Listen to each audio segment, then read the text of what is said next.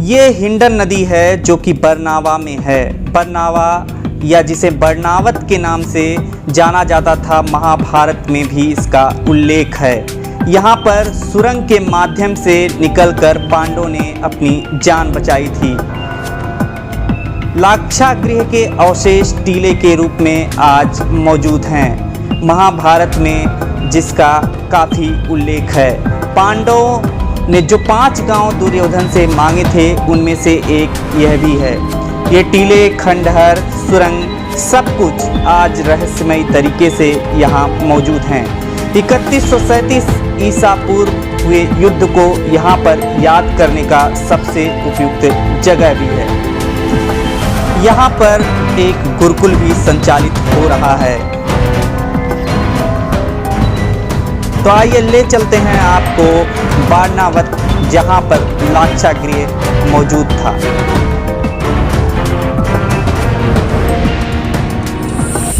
महाभारत से संबंधित एक जगह लाक्षागृह आपने सुन रखा होगा, वहीं पर हम पहुँचे हुए हैं और यहाँ पर गुरुकुल है और गुरुकुल के पास ही एक गौशाला है। उससे होते हुए हम जा रहे हैं सुरंग की ओर, जहाँ से पांडवों का जो सुरंग था, जहाँ पर बनाया गया था लाक्षागृह से बच करके निकलने के लिए। दुर्योधन ने जो चाल चली थी उससे बच करके पांडव सुरंग में से सुरंग बना करके निकल गए थे हिंडन नदी की ओर। और आज हम वहीं पहुँचे हुए हैं। ये बागपत ज़िले में जहाँ पर हैं बरनावा जगह है। इस बरनावा जगह को पहले यह वही गांव है बरनावा, जिसको महाभारत में वर्णावत बोलते हैं। वर्णावत का जिक्र आता है बार बार महाभारत में, क्योंकि यहाँ पर अगर पांडवों के माता यानी कि कुंती और पांडव सबको 5 पांडवों को अगर जला करके मार दिया जाता तो महाभारत का युद्ध नहीं हो पाता। और ये वही जगह है जहाँ पर हम पहुँचे हुए हैं। यहाँ पर लोगों से भी बात करेंगे और जानेंगे कि आखिर इसका रहस्य क्या है। ये देख सकते हैं आप, एक गौशाला है और गौशाला में गायें हैं और देसी गाय हैं यहाँ पर। और इस बारे में हम यहाँ के जो आचार्य जी हैं उनसे ही जानते हैं। क्या ये कब से गौशाला यहाँ स्थापित हुई आपको? ये श्रीमान जी गौशाला लगभग सन 75 से है, जो गुरुकुल की ही देख रेख में, अर्थात गांधीधाम समिति के अंडर में गुरुकुल और उसी के अंडर में ये गौशाला पोषित होती है, जिसका पूरा खर्च गौशाला का या विद्यालय का वो गांधीधाम समिति लाक्षागृह बरनावा के तत्वावधान द्वारा पोषित किया जाता है।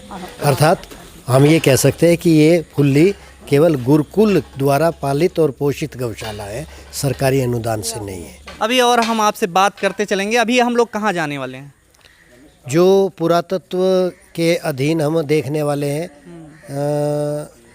महाभारत कालीन आपने एक प्रकरण सुना होगा, कौरवों ने पांडवों को जलाने के लिए लाख का घर बनाया था। तो उस लाख के घर को, जो कि जल तो चुका था पहले, उसमें से सुरंग बना करके पांडव बाहर भी निकल चुके थे, तो वो अवशेष अभी तक खंडहर के रूप में खड़ा हुआ है, जिसको जिंदा रखने की गवर्नमेंट की, सरकार की प्रयास अहरनिश चलते रहते हैं। वो भी हम देखेंगे अभी। चलिए ठीक है। तो अभी हम लोग देखने वाले हैं वो लाक्षागृह, जहाँ पर पांडवों को भस्म करने की योजना थी। लाक्षागृह यानी कि लाख कीट जो एक तरीके का होता है उससे, और साथ ही साथ मूजा और घास फूस सभी को मिला करके ये जो यहाँ पर एक पुरोहित थे उन्होंने तैयार किया था। उन पुरोहित का नाम क्या था? पुरोचन ने, जो कि शिल्पकार थे, उन्होंने ये तैयार किया था। अभी हम उसको देखेंगे और जो रहस्य है उस बारे में भी जिक्र करेंगे। यहाँ पर आपको 2 तरह की संस्कृति का दर्शन होंगे। पहली संस्कृति तो जो हमारी महाभारत कालीन वास्तुकला आप देख पाएंगे, लेकिन उस 5,500 साल में 3 संस्कृतियाँ आकर के चली गई। एक आई इस्लामिक संस्कृति।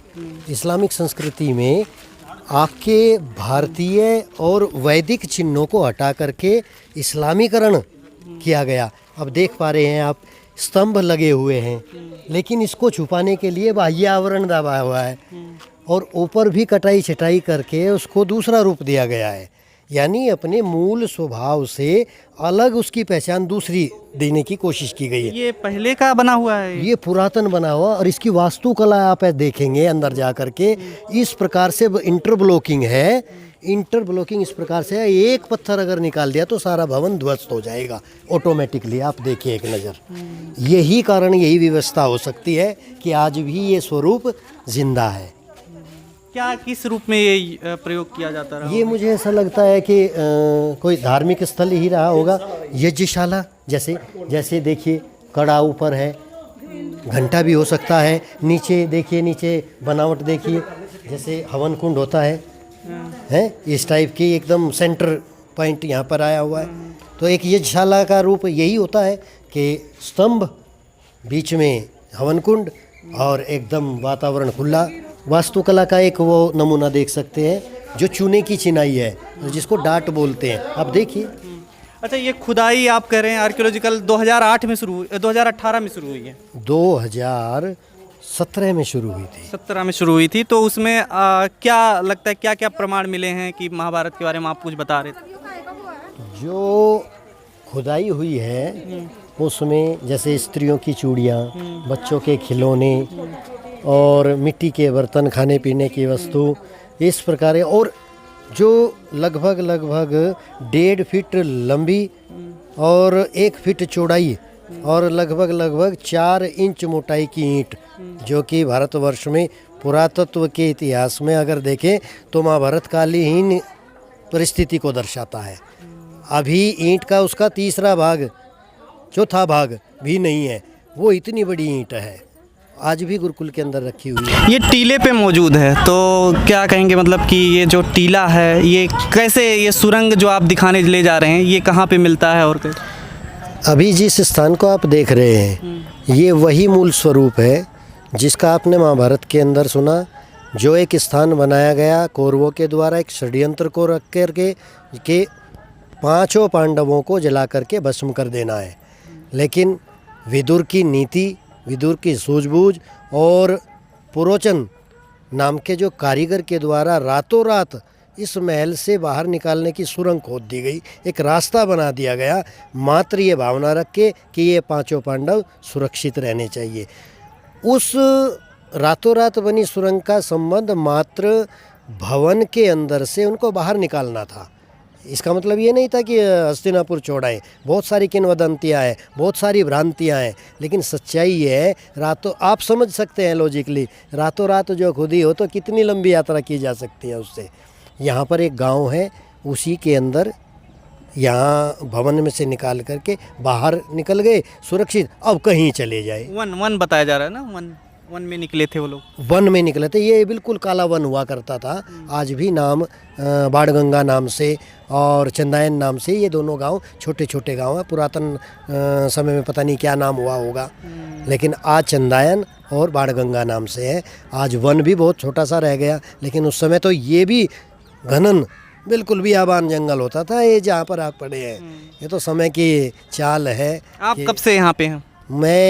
अगर मैं अपनी बात करूं तो मैं स्नातक भी यहीं का ही हूँ, और मैंने 89 से और 96 तक यहाँ पर शिक्षा प्राप्त की, और मैं सेंट्रल गवर्नमेंट में उसके बाद में लेक्चरर ग्रेड में कार्य कर रहा हूँ। लेकिन जब भी छुट्टी होती है तो मैं गुरुकुल की सेवा में आ जाता हूँ। अच्छा, ये गुरुकुल में जो है ये कब, कितने से है कितने तक? ये 6ठी कक्षा से और 12वीं कक्षा अर्थात माध्यमिक विद्यालय यहाँ पर चलता है। उसके बाद में अगर शास्त्रीय और आचार्य किसी बच्चे ने करना है तो हमारे क्षेत्र में कई सारे गुरुकुल चलते हैं जो महाविद्यालय है, वहाँ पर प्रवेश लेकर के अपनी आगे की शिक्षा सुचारू की जा सकती है। मेरा नाम अरविंद कुमार है और मैं वर्तमान में विद्यालय में प्रधानाचार्य हूँ। अच्छा, आप प्रधानाचार्य यहाँ पे जो ये खुदाई हुई इसके बारे में क्या कहेंगे? ये इतने एरिया में सिर्फ खुदाई हुई है जो यहाँ पे? नहीं, खुदाई तो विद्यालय भवन से लेकर के पूरब में जितना भी आपका दिखाई दे रहा है वहाँ से और लगभग गौशाला के उस कोने तक हुई है। और फिर इन्होंने बताया कि हमारा जो वो था ना सरकार का जो पैसा मिला होगा वो ख़त्म हो गया, तो आने वाले समय में फिर शुरू होगा। तो यहाँ खुदाई नहीं हुई जाए, अभी खड़े हैं आप, यहाँ दूसरे नंबर पर बोल रहे थे, दूसरे नंबर पर खुदाई होगी। तो एएसआई के कब्जे में है? हाँ, अभी वर्तमान में ये पूरा का पूरा, हाँ, अभी इसका संरक्षण ये जरूरत, इसको संवर्धित अभी किया गया है। तो अभी तक आपकी जानकारी में ये रहस्य कितना पर्दा खुला है इस राज जो ये तो खुल गया बिल्कुल, ये तो सन 60 में ब्रह्मचारी जी महाराज ने बता दिया था। और जब हम अभी एक भूखंड अलग हुआ है, आपने देखा होगा, अभी वो उधर घास जमी है, चलने की हिम्मत करें तो ठीक है। तो जैसे बारिश में अलग हुआ है ना भूखंड, तो इतनी बड़ी बड़ी दीवारें निकली हैं, जिसकी इतनी बड़ी बड़ी ईंटें हैं, राख निकलती है, ऐसी राख की परतें हैं, बिल्कुल आप देखेंगे तो मिट्टी जैसे अलग हुई है, तो मिट्टी राख की परत, मिट्टी राख की परत, और बड़ी बड़ी इतनी बड़ी बड़ी ईंटों की दीवार अंदर से निकली है, जो सामने से चमकती है पूर्व दिशा में। तो ये तो बारिश के कारण अंदर से निकली टूटने के बाद। ये तो रहस्य बिल्कुल, इसमें संदेह है ही नहीं, बिल्कुल ये लाक्षागृह ही है जी। हाँ हाँ।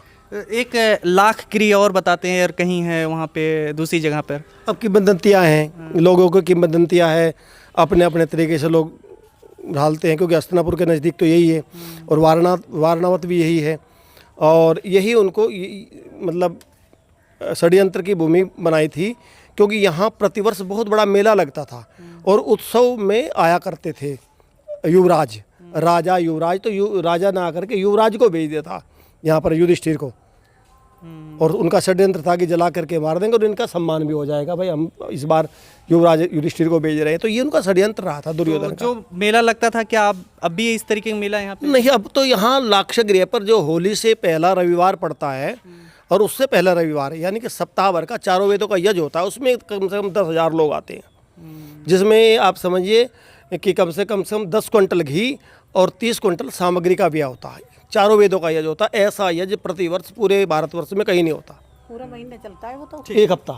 एक हफ्ता सुबह शाम चलता है 4 वेदों का यज्ञ। दूर दूर से लोग आते हैं, और कम से कम 10,000 लोग कम से कम उपस्थित होते हैं। भोले की आहुति चढ़ाते हैं लोग, यहीं ठहरते हैं, योग यज्ञ, क्योंकि यज्ञ का हम जो यज्ञ करते हैं, यहाँ यज्ञ को किसी मत पंथ धर्म जाति के आधार पर नहीं करते।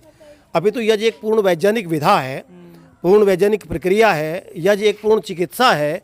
किस प्रकार से हम यज्ञ के द्वारा मतलब रोगों को नष्ट कर सकें, किस प्रकार से हम वायुमंडल में प्राण के रूप में औषधियों को प्रवाहित कर सके, जिससे श्वास प्रश्वास के रूप में व्यक्ति को लाभ हो सके। ये हमारी मतलब यहाँ के मोमडन भी आते हैं उस यज्ञ में, ऐसा ये हमारी प्रक्रिया रही है जी, क्योंकि हम यज्ञ को वैज्ञानिक तरीके से करते हैं। जैसे गाय का घी है, अब कई लोग कहते हैं कि गाय का घी डाल दिया, जला दिया, भाई ये तो खा लेते तो बढ़िया रहता। पदार्थ विद्या को जानने वाला कोई भी व्यक्ति ये नहीं कहेगा कि कोई चीज़ कभी नष्ट होती है। आप जानते हैं गाय के घी को जब हम अग्नि के संपर्क में लाते तो O3 का उत्सर्जन होता है। O3 के उत्सर्जन से ओजोन को शक्ति मिलती है, यानी कि ओजोन हमारी जो उसमें छेद वगैरह हो गया है तो उसकी रिपेयर होती है, और हमारे लिए भी वो लाभदायक है। तो यज्ञ तो अपने आप एक सर्वांगीण चिकित्सा है। तो हम जितना भी यज्ञ करते हैं उनको औषधि लेकर के करते हैं। जैसे अभी कोरोना था, तो कोरोना में हमने अपनी सामग्री में जावित्री मिलाई। अब जावित्री का गुण देखेंगे तो जावित्री का सीधा फेफड़े का संक्रमण का सीधा संबंध है। आप देखिए ना कि चिकित्सा जगत में जा करके, तो जितनी जावित्री आप सामग्री में मिलाएंगे या जलाएंगे जावित्री और जायफल को, तो फेफड़े का संक्रमण हटेगा ही हटेगा। मैंने तो मेरठ में कई जगह किया, अपने परिवार में किया, सब लोग हो गए थे तो भगवान की कृपा से निकल गए। लेकिन जावित्री जलाई खूब सुबह शाम करके। तो हम जावित्री, जायफल, सुगंध कोकला, चंदन, चूरा, शक्कर, अगर तगर, जितनी भी इस प्रकार की औषधियाँ होती है जो रोगनाशक है, उनको इकट्ठा करके हम यज्ञ करते हैं। घास फूस नहीं फूकते, जिससे हमारे विद्यार्थी को, हमारे यहाँ किसी को कोरोना नहीं हुआ पूरे विद्यालय में। तो कितनी बड़ी बात है, घर नहीं बचा। ये हमारे आचार्य जी ये भी दिल्ली गए थे, दिल्ली से लेके आए ये सामने वाले जो गए, और हमारे किसी विद्यार्थी को, किसी कर्मचारी को हुआ ही नहीं यहाँ। तो ये मतलब ये कोई मत पंथ धर्म पूजा की बात नहीं है, ये तो सार्वजनिक पूजा है और सबके लिए ज़रूरी है। तो हम कम से कम यज्ञ के माध्यम से वायुमंडल को तो शुद्ध कर सके, ये हमारा उद्देश्य है कि हमारा पर्यावरण शुद्ध हो। एक पेड़ लगाएंगे, मान लिया चलो, पेड़ कितने दिनों में पैदा होगा, कब वो ऑक्सीजन देगा? और यज्ञ तो डायरेक्ट इंजेक्शन है, ठीक। डायरेक्ट है। तो इसीलिए राम यज्ञ करते थे, युधिष्ठिर यज्ञ करते थे और ऋषि यज्ञ करते थे, क्योंकि हमारा देश तो याज्ञिक देश रहा है। और ये सारा जो सारी सृष्टि है परमपिता परमात्मा का सृष्टि रूप यज्ञ है। सूर्य यज्ञ कर रहा है, वायु यज्ञ कर रही है, चंद्रमा यज्ञ कर रहा है। तो इसीलिए हम अग्नि के माध्यम से विभिन्न कुंडों में, जैसे चारों वेद चतुष्कोण यज्ञ में यज्ञ करते हैं, पंचकोण में करते हैं, और चिकित्सा के लिए करते हैं तो त्रिकोण में करते हैं। ये सब क्योंकि वो एक पिरामिड समझिए, भट्टी, और भट्टी में जैसे अग्नि चलती है उसमें कैसा परमाणु किस लिए बनता है, तो ये सारी चिकित्सा बच्चों को भी सिखाई जाती है। खबरों में बने रहने के लिए फोरम 4 को सब्सक्राइब करें और नोटिफिकेशन पाने के लिए बेल आइकन दबाएं।